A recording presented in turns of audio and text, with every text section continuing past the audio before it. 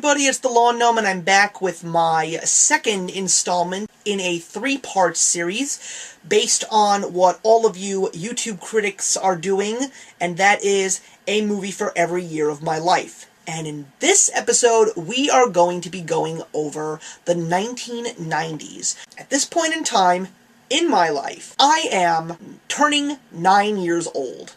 At this point in time, I am still taking my parents to see those stupid movies, but I am starting to get an understanding and an appreciation for film. And also around this point in time in my life, I had discovered something called the Academy Awards, an award ceremony about movies and what is the best movie of the year. You can tell at this point in time that I am pretty much starting to come into my own and understand what film is, and more importantly, start to really appreciate it. And this is also going to be a great episode because I am going to get a little bit controversial, which is always something that I enjoy doing, especially being a critic on YouTube. So let's begin with 1990. This is the reason why I hate Dances with Wolves and Kevin Costner.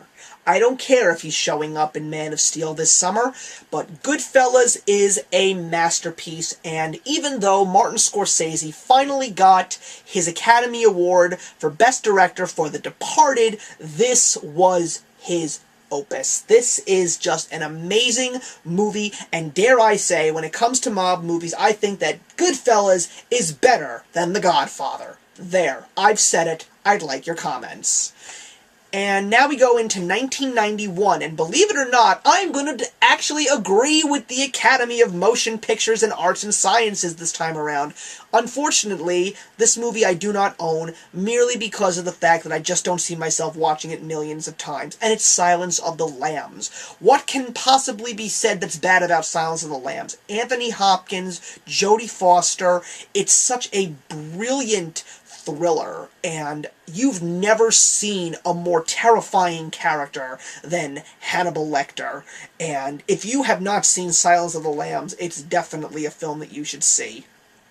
1992, that was the year that Unforgiven won for Best Picture in the Oscars ceremonies, but as far as I'm concerned, I think that the best movie that came out in 1992 was Disney's 31st animated film, Aladdin. It is without a doubt one of the greatest Disney animated classics ever made. Robin Williams just drives that movie, and he is genius. You got Scott Wenger voicing, Gilbert Gottfried voicing.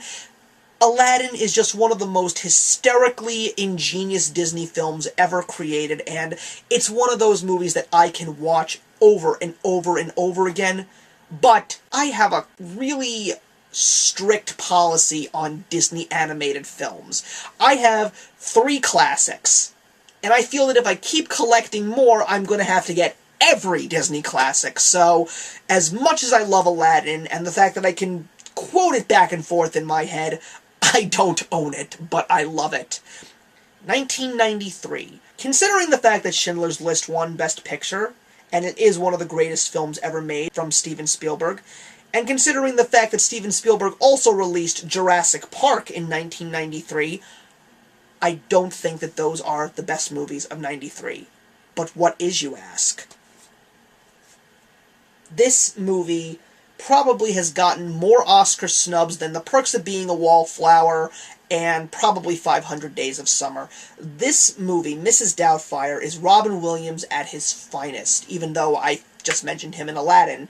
But you can't get a more heartwarming comedy than Mrs. Doubtfire, and even though Sally Field is one of the most prestigious actresses of her time, she will always be Miranda Hillard to me. This is the movie where I first discovered Pierce Brosnan and even Matthew Lawrence. I mean, if you want to see a really touching, beautiful comedic film, Mrs. Doubtfire is your movie.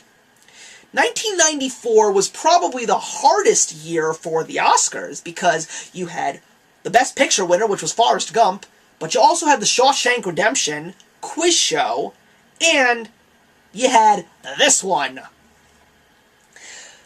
While Forrest Gump is near and dear to my heart, Pulp Fiction just destroys it in originality. Quentin Tarantino is a master at his craft, and Pulp Fiction revitalized John Travolta's career, gave us Uma Thurman, also has Ving Rhames and Bruce Willis and Tim Roth and Harvey Keitel. This is just one of the craziest movies you will ever see, and you see this movie, especially if you've never seen a Quentin Tarantino movie in your life, this will get you hooked, and you will just say, this guy may be crazy, but he's an absolute genius. And Pulp Fiction is one of the greatest movies I've ever seen.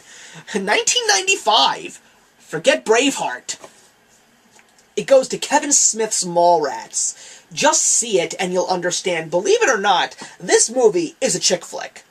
It is, in disguise. It's a story of two guys trying to win their girlfriends back in a day. I mean, please. And then you just throw in a couple of dick and fart jokes, and that's what Mallrats is all about, and a couple of comic book references, but Mallrats is one of the funniest movies I've ever seen, and it's a Kevin Smith classic, and if you like Clerks, if you've seen Clerks, and you haven't seen any more of Kevin Smith's work, this was probably his best movie. 1996, another movie I don't own, but how could you not say Independence Day? Forget The English Patient. Screw that movie to high heaven. I hate that movie. Independence Day is amazing. It was the first time people had said you had seen lines around the block for movie theaters since Top Gun. A simple story about kicking some alien ass. That's Independence Day. This was also a landmark movie for me because this was the first time that I realized I could see a movie more than once in a theater. I saw Independence Day 3 times in the theaters. Will Smith, Bill Pullman, Jeff Goldblum. There are rumors that it's going to be coming back to theaters for some kind of an anniversary edition in 3D. Believe me, I'm going to see it.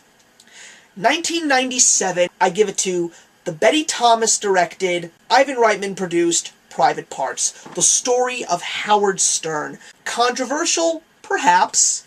Great? Funny? Heartwarming to a degree. If you're a Howard Stern fan, you're going to love it. If you're not a Howard Stern fan, you're going to love it too. It also stars his entire disc jockey crew and a man named Paul Giamatti, who was unknown at the time. This movie's awesome. You gotta see this movie if you haven't. It'll just make you laugh, but it will also just make you just realize that this really was a fun movie. 1998. What do I have to say about the dude? See this movie! It's awesome! Jeff Bridges and John Goodman are gods! Plain and simple. 1999. Even though American Beauty is a great movie, and we all discovered a little movie called American Pie, I give the 1999 best movie to The Matrix. Original, crafty, a movie that we've never seen in our lives. This was just something completely different. It didn't really get that much hype because, in fact, it was an actual March release. But you take a look at the impact that it had on movie making, and you take a look at how much money it made when its 2 sequels came out. Forget it. You can't get more original and incredible and more of a roller coaster ride than The Matrix, and truly ahead of its time. So guys, that wraps up part 2. I'd like your thoughts, I'd like your feedback, because there are so many amazing people in our YouTube critic community that are doing this, and you've got to check out their stuff, because opinions are important. At this point, everybody, I'd like to say thank you again, and look forward to next month, where I conclude this Movie for Every Year of My Life program, where I go from 2000 until 2012. I am the Lawn Gnome, and remember that actions speak louder than words.